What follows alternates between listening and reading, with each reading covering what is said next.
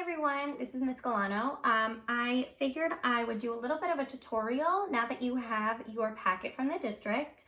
I just wanted to show you, I took one of the stories out, one of the easier ones, just to show you how you would do reading with your child. So here I took story number 5, Our Weather, and all I did is I cut it in half on each page and then I stapled it together to look more like a book that they're used to. So I'm just going to show you how a lesson would look with these materials. So you can come over here. Thank you. Okay. So I would start by reading the title with the student saying, okay, we're going to read a book today called Our Weather. It was written by Pam Holden and illustrated by Deborah C. Johnson.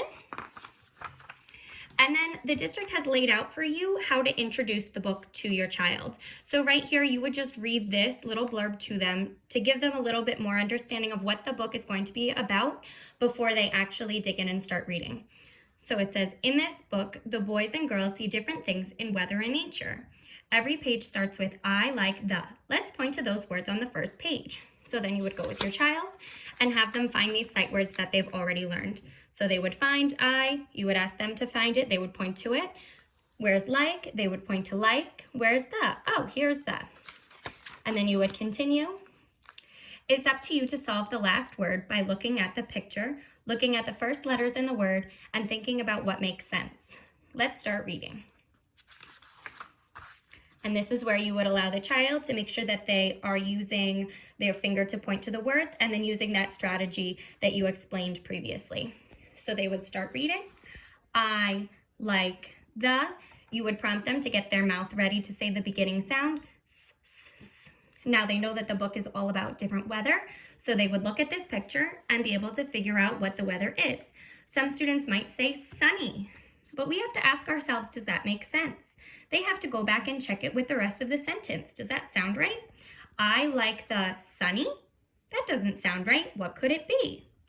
I like the sun. That makes sense. And then they would go on to the next page doing the same thing. They know these sight words. I like the. What kind of weather must it be in this picture? Wind. Be sure that your child is using their finger to point to the words as they read, and make sure that they're also using that beginning sound. I like the clouds. This might be a little tricky because it is hard to see in this version of the book that those are clouds. You might prompt them to look at what might this child be looking at. Why do you think she's laying there looking at the sky? The next page. I like the snow. I like the rain. I like the what is she pointing to? Rainbow. I like the lightning. Don't be afraid to let your child use the picture to help them. That's a very important skill at this time in their reading development. I like the. Now this might be very tricky for them because they don't know the TH blend sound yet. They don't know that this makes the sound. So they have to use what they know from the previous page. Oh, this was about lightning. And this must be about what? Why do you think he's covering his ears? What usually comes with lightning? And they would piece together that this might be thunder. Also, we like to emphasize that when you see this exclamation point, you read it in an excited way. So I like the thunder. You might have them repeat after you to read it excited just like that.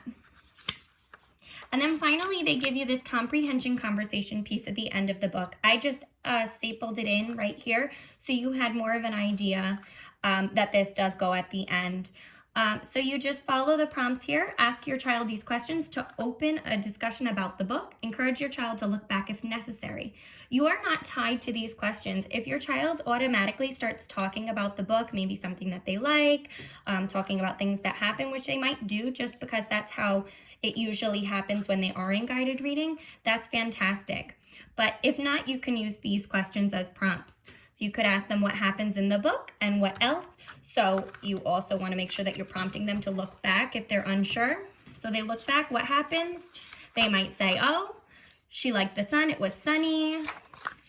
They liked the wind, it was windy. And they might go through the entire book like that and tell you all of the different things that happen throughout. So you want to encourage them to really do that and look through and make sure they're not missing anything. And then the second, why do you think the people like these things in nature? So you can go back and look again.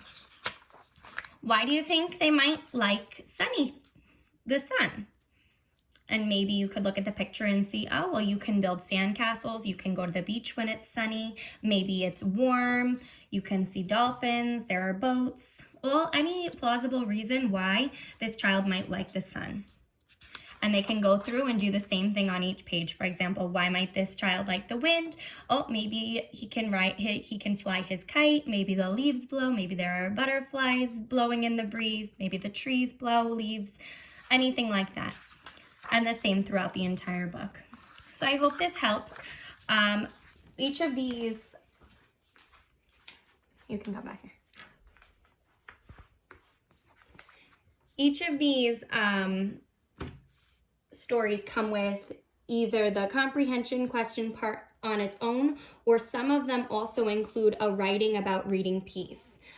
So this kind of takes the comprehension one step further. So when you finish asking the questions about the book, you will just pull this paper out and you can think a little bit further into what happened in the book. So here, the writing about reading is write and draw about what you like in nature. So just in the same format that the book was, on each page, they said, I like the, and then they gave you something in nature that the child liked. Your child will pick one thing that they like and they will write a sentence themselves. So it might look a little bit like this. They're going to write the sight words that they know. They may not need to look back, but if they're unsure, they can always check back in the book to see how to spell those sight words.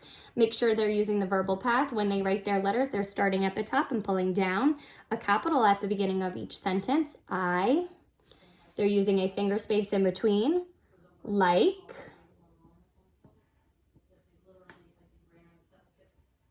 Finger space. The. And personally, I like this sun. So if the child would like, they can attempt to use their sounds. If this is still tricky for them, they might want to look back and use the word that's written in the book to help them. So if they're using their sounds to figure out how to sound out that word and how to write that word, they're going to say it slowly and listen to each sound. So if I'm writing sun, I'm going to listen for the beginning sound first. S. Oh, S says S. So I write S. Then I say the next sound, sa. What letter says a? Oh, U says a. So I'll write U. Sun. What letter says n? We know that N says n, so then you write the N. At the end of every sentence, you need an N mark. So I'm going to put a period at the end of my sentence. When you finish writing your sentence, the student will then draw a picture to go with it. It doesn't have to be the same picture that is in the book. It can be about why they like the sun. So maybe I like to go to the park when it's sunny. So in my picture, I'm going to draw a big sun because that's what I'm talking about in my sentence, and my sentence always has to match what I'm drawing.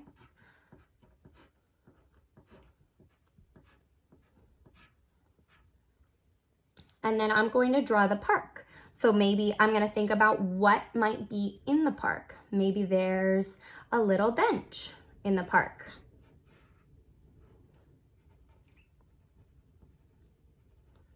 Maybe there's a swing set in the park.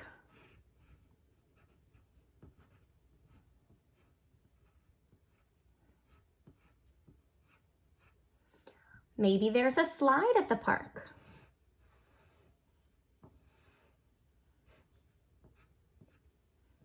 And like I said before, we have to make sure that our sentence matches our picture. And if I like the sun, I'm going to be at the park enjoying that sunshine.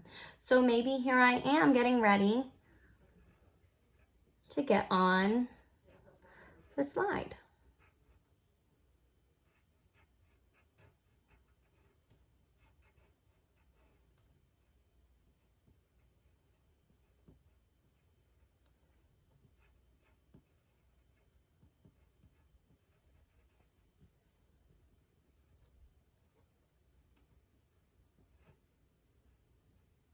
Okay.